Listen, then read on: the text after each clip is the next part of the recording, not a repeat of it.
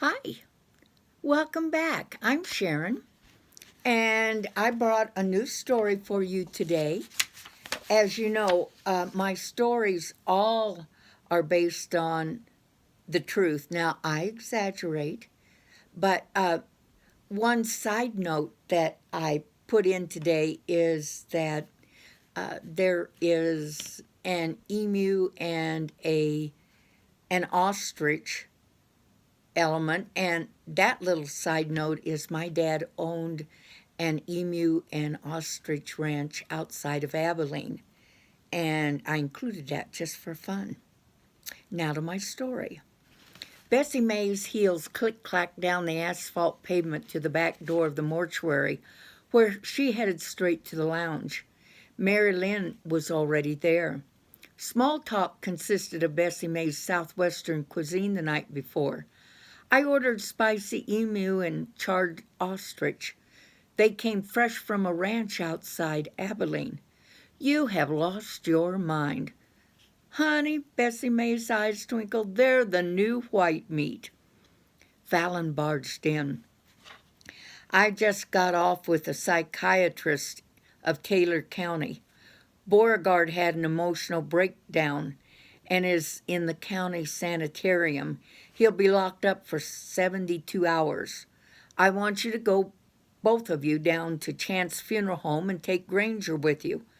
What happened? Marilyn said. I didn't ask any details. That dang fool is always causing me trouble. I want you to go to Chance.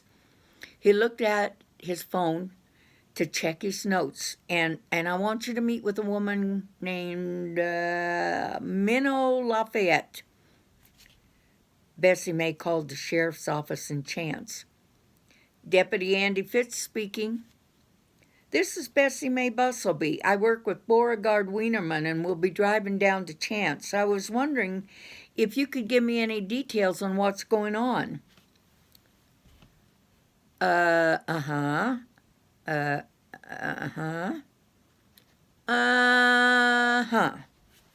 All right, thank you, Deputy. What'd you find out, Bessie Mae? Granger asked. Well, the deputy said Beauregard has been calling his office almost daily. He was worried about critters next door. He didn't trust those M&M sisters. Remember, Marilyn said, he does have history with him. Granger asked, I thought Fallon was going to move Beauregard. Bessie Mae laughed. Well, Fallon has to buy a place to put him first. It's hard to find a smaller funeral home than Chance. Marilyn, why doesn't Fallon just fire Beauregard if he dislikes him so much? Bessie Mae, that's a long story, but legally he can't. When Fallon inherited the funeral home, there was a stipulation in it that he couldn't fire Beauregard because somewhere Beauregard is related to him, and it's a subject we just do not discuss. Bessie Mae mused while she turned off the ignition in front of the mortuary. Granger walked to the door. The key turns, but the door's caught on something. A crack of thunder echoed in the distance. Let me help, Bessie Mae said. Pushing together, the door budged. She reached down to the bottom of the door. It's stuck. Granger pulled off a wad of duct tape and rolled it in a ball. Then he pushed against a flood of objects on the floor and peered inside. The windows are taped shut. Oh, dear me, it's a disaster zone. The file cabinet was toppled over, blocking the door. The floor was strewn with manila folders. Pens and pencils had been swooped off the desk. A knife jutted from a replica of Frederick Remington's painting, The Apaches. Bessie Mae, his desk is lined with weapons. Let me see. Bessie Mae stepped into the chaos. Broken-handled pitchfork, butcher's meat mallet, knives, a sledgehammer. What in the world was going on in his mind? I'm glad he didn't have his shotgun, Granger said. Marilyn nodded. Huge worry lines erupted on her forehead. I'm really scared for Beauregard. I think it's time We walked to Minnow we talked to Minnow at the Historical Society. They walked over to the museum. Good afternoon, ladies. Why, Miss Bessie May, it's so charming of you to visit us again. May's voice drawled as smooth as honey. You remember Marilyn Pressman, and this is Granger Barristone. The triplets all nodded. Please be seated, May said. They sat down at a small table near the entryway while she poured them some sweet tea. Bessie May began. Minnow, we came to ask about what happened with Beauregard and to check on the funeral home. He personally told me, Molly said, that he heard sounds in the funeral home in the middle of the night. He was sweating more than a sinner in church when he said he was too afraid to stay in that mortuary after sundown because he thought there were creepy things in there. Molly, this is Minnow's story to tell, May said. Now let her tell it. Molly folded her arms and stared out the window. After all, she had information to share too. Minnow began. I tried to block it out of my mind. I don't like that embalming room, but Mr. Wienerman insisted I looked at it. He hinted that I had put something in there. I don't mind telling you I was insulted being accused. Something? Marilyn repeated. Molly couldn't hold it in any longer. Oh, I think he was still preoccupied over that whole snake diorama. I surely don't know what makes him so stupid, but it really works. Molly, May chided. All right, but we all know it's true. Ladies, Bessie May said, it's essential we know what happened to Beauregard. Well, he was uncivil to me, Minnow said, but I didn't mean him no harm. She didn't think his brain would unravel, Molly asserted. Tell him from the beginning, Minnow, May pressed. I had an appointment with Doc Bingle early this week about museum pieces he was going to donate. I arrived at the ranch mid-morning, but no one answered the door, so I decided to go in. Doc's hard of hearing. I reckon he didn't hear me. Her voice broke as she looked down at her hanky that she was fidgeting with. Go ahead, Minnow, May gently urged. I was worried and looked around. He was still in bed. I went to him. Poor Doc must have expired in his sleep. She dabbed her eyes. I rang the mortuary and told Beauregard that Doc had passed in his sleep. Granger interrupted. Excuse me, who announces a person deceased down here? With no doctors, May explained, the justice of the peace can pronounce a person. Most often they hand that assignment off to a mortician or a deputy, anyone they feel is qualified. Molly felt compelled to offer her 2 cents worth. Most justices don't really care to look close at the bodies. They just look at a distance to see if they're ready to be worm food or... Molly, May shouted. As I said, Minnow continued, I told Beauregard that Doc passed, and I was certain Beauregard would want to know that he was a doctor in ophiology. Ophiology? Marilyn asked. Herpetology, May answered, while she refilled Marilyn's glass with water. Before Marilyn could say anything, Molly shouted, Snakes! Wriggly, jiggly, squiggly snakes! Everyone stared at her a moment and then turned back to Minnow. Beauregard was being ugly to me. Stinky, fishy bait, Minnow. He knows it upsets me. Bullies nicknamed me that in school, and it stuck.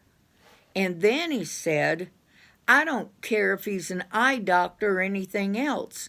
He thought ophiology was ophthalmology and that I was too stupid to know the right word. Then he said, they all die and they call me. Go home and tend to woman duties. I'll take over. Minnows seemed to shrink before their eyes. She swallowed hard while her voice diminished into a whisper. I'm so sorry. I was so angry that I hung up on him and went home. We had no idea that his brain would melt like butter on a stack of wheat cakes, Molly said. Minnow said, I wish I would have persisted. Molly thought she had some useful input. There's no guarantee that Beauregard would have listened to you. After all, he rarely listens to anyone. Ain't no point in beating a dead horse. Of course, in Beauregard's case, can't hurt none either. We called Deputy Andy on more than one occasion, May added, about Beauregard coming unhinged.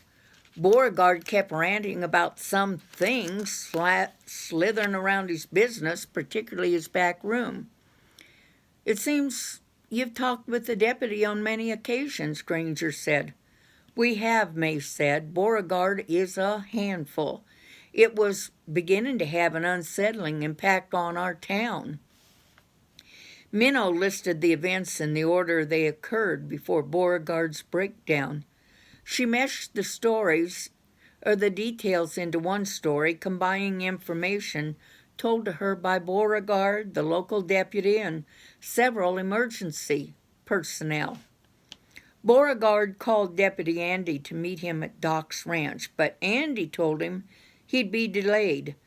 Beauregard was furious and didn't want to wait, so he drove to the Bingle Ranch past green grass that swallows the limestone ground that is so often peppered with wild turkey. According to Beauregard, he stepped on the brakes because an armadillo was trundling across the road and he didn't want blood and guts on his vehicle, Minnow said. Molly interjected. His excuses are like backsides. Everybody's got one and they all stink. He doesn't belong here. May rolled her eyes. He pulled in front of the two-story house, knocked on the huge door, and it opened a few inches. Peeking inside, he eyed the bedroom where Doc lay, covered with a quilt. Beauregard said there was no need to check Doc's vitals. His eyes didn't blink. He thought he might as well look around while he waited on the deputy, so he walked into the kitchen where caramel pecan rolls rested under the cake dome. He moved to the dining room table and sat down. Marilyn gasped. He ate the dead man's rolls? Well, ma'am, Doc wasn't going to eat them, Molly said. Minnow gawked at her and then continued. He popped one of the rolls into his mouth. He thought he heard a swishing sound, but then he saw a salamander scurrying across the porch, so he figured that's what caused the noise. Nothing goes better with sweet rolls than milk, so he went to the refrigerator where he poured a cold glass. Beauregard had a strange feeling that he was being watched. Beauregard never saw the two beady eyes watching his every move. May filled in the detail. It was one of several rat snakes that Doc collected. The length of the snake stalking Beauregard was 6 feet long. Mary Lynn asked, how in the world could Beauregard have missed a 6-foot-long snake? Molly had an answer. Bless your heart. You really don't know him very well, do you? There's a tree stump in a Louisiana swamp with a higher IQ than Beauregard. Minnow ignored her youngest sister. He mumbled something about it blending in with the black marble counter, and he wasn't expecting serpents from hell. Those are his exact words. May filled in part of the background. Doc kept several snakes in the house, and they're so well fed there's no reason for them to look for prey, and they're not poisonous. They enjoy the cool of the terracotta tiles throughout the house. Beauregard was sweltering, so he took off his suit coat and left it on the counter. He wheeled the gurney into the bedroom to get Doc ready. Molly's voice faltered. None of us ever thought that Beauregard would end up nuttier than squirrel leavings.